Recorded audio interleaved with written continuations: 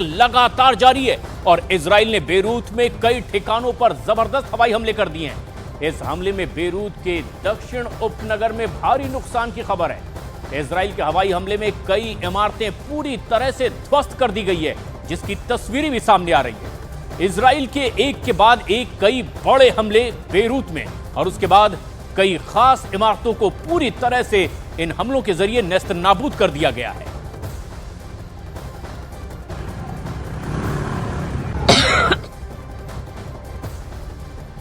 उधर Donald Trump के दामाद और इवांका ट्रंप के पति जेरेड कश्नर इजराइल में फिर से एक्टिव हो गए हैं और कहा जा रहा है कि इजराइल को लेकर के जेरेड कश्नर फिर से एक बड़ी भूमिका निभा सकते हैं। लेकिन इससे पहले ही डोनाल्ड ट्रंप के एक और बेहद खास एलन मस्क भी सुपर एक्टिव हो चुके हैं। अमेरिका से आ रही रिपोर्ट बता रही है कि टेस्ला कंपनी के सीईओ एलन मस्क ने ईरान के साथ एक बड़ी डील करने की शुरुआत कर दी है।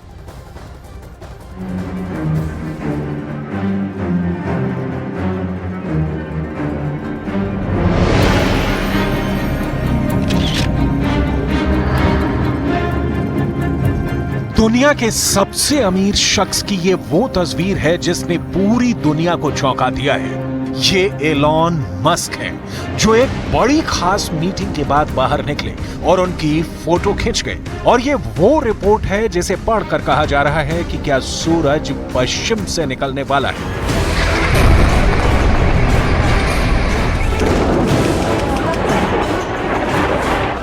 गाजा और लेबनान में मिनट दर मिनट बमबारी और वहां के परखच्चे उड़ते देखकर दुनिया ने उम्मीद छोड़ दी थी। जब मौत सिर्फ आंकड़ा बनकर रह जाए, तब अमेरिका में कुछ ऐसा हुआ कि इजरायल को बहुत बड़ा झटका लग सकता है। न्यूयॉर्क टाइम्स ने एक रिपोर्ट छापकर बड़ा इशारा कर दिया है। न्यूयॉर्क टाइम्स की रिपोर्ट है कि एलॉन मस्क ईरान के संयुक्त राष्ट्र के राजदूत से मिले हैं। ये मीटिंग न्यूयॉर्क में हुई है और दोनों के बीच ईरान और अमेरिका के तनाव को कम करने पर बात हुई है।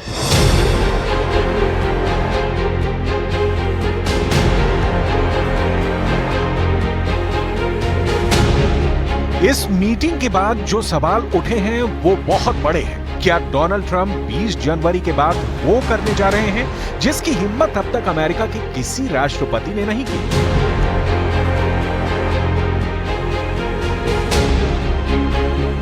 क्या डोनाल्ड ट्रंप और ईरान के सुप्रीम लीडर अली खामनेई की मीटिंग हो सकती है? क्या डोनाल्ड ट्रंप वो कर सकते हैं जिसके बारे में दुनिया ने कभी सोचा भी नहीं था? ठीक उसी तरह जैसे डोनाल्ड ट्रंप ने उत्तर कोरिया के लीडर किम जोंग उन से मुलाकात की थी। क्या इसी मीटिंग की तरह डोनाल्ड ट्रंप और अली खामनेई के बीच मुलाकात हो सकती है? एलॉन मस्क की पहल पर ऐसा क्या हो सकता है? क्या गाजा में बम फटना बंद हो जाएंगे? क्या लेबनान में तबाही रुक जाएगी? क्या दक्षिण लेबनान से इजरायल की फौज वापस लौटेगी? क्या ईरान और इजरायल के बीच तनाव कम होने वाला है? एलॉन मस्क को लेकर यह खबर पूरी दुनिया की मीडिया में छा गई है।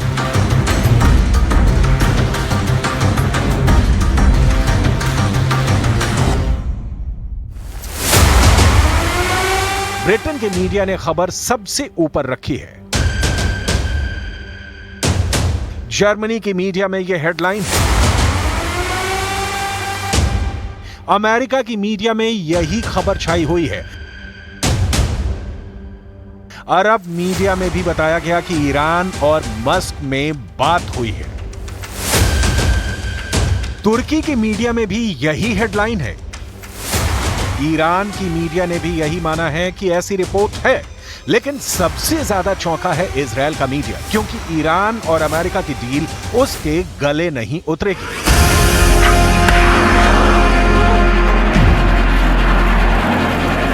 इस वक्त इजरायल 7 मोर्चों पर लड़ रहा है। यह खुद इजरायल के प्रधानमंत्री बेंजामिन नेतन्याहू का दावा है। क्या नेतन्याहू इस मीटिंग के बारे में जानते हैं? क्या नेतन्याहू चाहेंगे कि ईरान और अमेरिका के बीच सब कुछ सामान्य हो जाए?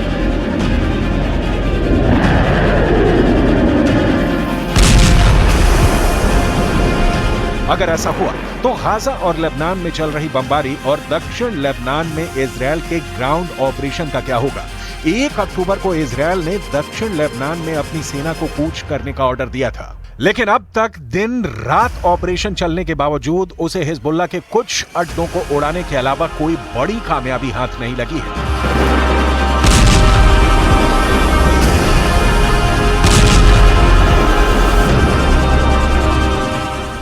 इजरायल के मिलिट्री चीफ खुद लेबनान के अंदर जाकर हालात का जायजा ले रहे हैं।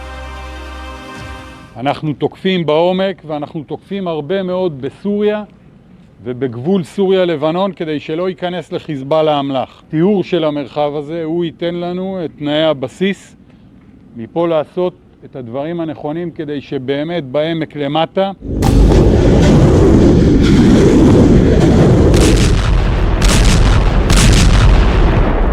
इजरायल बम मार रहा है, लड़ भी रहा है, लेकिन जीत नहीं रहा। ये बात इजरायल के समर्थक भी जानते हैं, जिसमें अमेरिका सबसे आगे है। उसी अमेरिका का इस वक्त पूरा फोकस डोनाल्ड ट्रंप पर है और ट्रंप का फोकस अपने कैबिनेट पर, और उसमें भी सबसे आगे जो सलाहकार हैं वो हैं Elon Musk.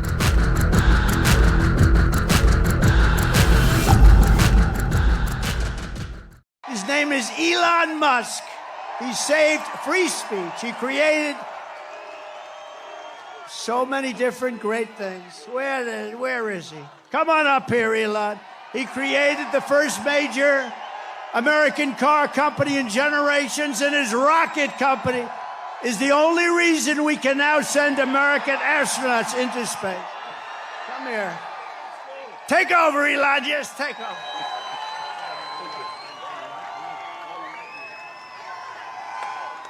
Hi, everyone.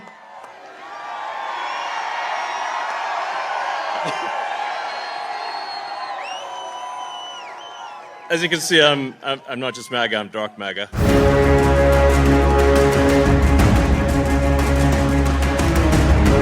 Donald Trump ने एलॉन मस्क को ईरान को लेकर जो जिम्मेदारी सौंपी है, उस पर पूरी दुनिया की नजर है, क्योंकि अब ईरान और अमेरिका के बीच जो कुछ होगा उसी के हिसाब से गाजा और लेबनान का भविष्य तय होगा। उसी के मुताबिक इजरायल को चलना होगा। इसलिए जब से न्यूयॉर्क टाइम्स ने छापा है कि एलॉन मस्क ईरान के संयुक्त राष्ट्र के राजदूत अमीर सईद इरावनी से मिले हैं और इस मीटिंग में दोनों के बीच ईरान और अमेरिका के तनाव को कम करने पर बात हुई है। ये मीटिंग 1 घंटे से ज्यादा चली। मीटिंग न्यूयॉर्क में कहां हुई ये नहीं बताया गया, यानी लोकेशन सीक्रेट रखी गई। ईरान के सूत्रों ने इस मीटिंग को सकारात्मक बताया है और अच्छी खबर बताया है। ट्रंप के मीडिया ऑफिस ने कहा है कि हम निजी मीटिंग्स पर टिप्पणी नहीं करेंगे।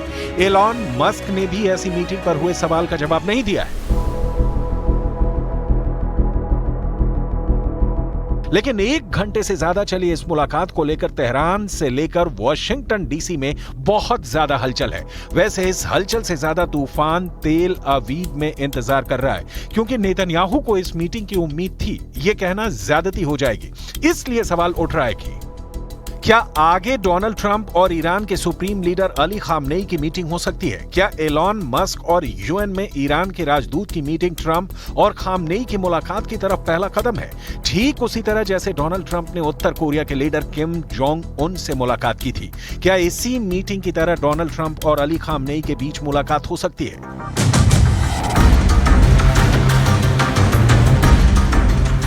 12 जून 2018 वो तारीख थी जब डोनाल्ड ट्रंप सिंगापुर में उत्तर कोरिया के लीडर किम जोंग उन से मिले थे। उत्तर कोरिया के लगातार मिसाइल हमलों वाले उकसावे के बीच अमेरिका और उत्तर कोरिया के बीच इस मुलाकात से वो बर्फ पिघली थी जो दशकों से वॉशिंगटन डीसी और प्योंगयांग के बीच जमी हुई थी। इस मुलाकात के 1 साल बाद ट्रंप और किम जोंग उन उत्तर कोरिया और दक्षिण कोरिया के बॉर्डर पर मिले।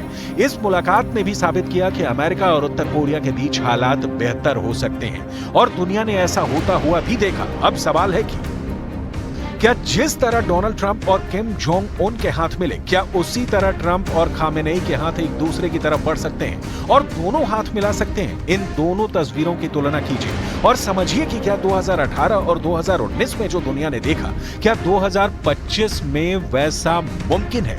क्योंकि डिप्लोमेसी वाली डील बहुत सी दुश्मनी को खत्म कर सकती है। ऐसे दुनिया पहले भी देख चुकी है। ईरान और सऊदी अरब के रिश्ते सुधर चुके हैं। इजरायल और अरब देशों के बीच अब्राहम अकॉर्ड्स हो चुके हैं। इसलिए ट्रंप की डील ईरान और अमेरिका के बीच भी कुछ सकारात्मक कर सकती है। लेकिन क्या ईरान ट्रंप पर पूरी तरह यकीन करेगा? क्योंकि अमेरिका को तो ईरान शैतान की हुकूमत कहता आया है।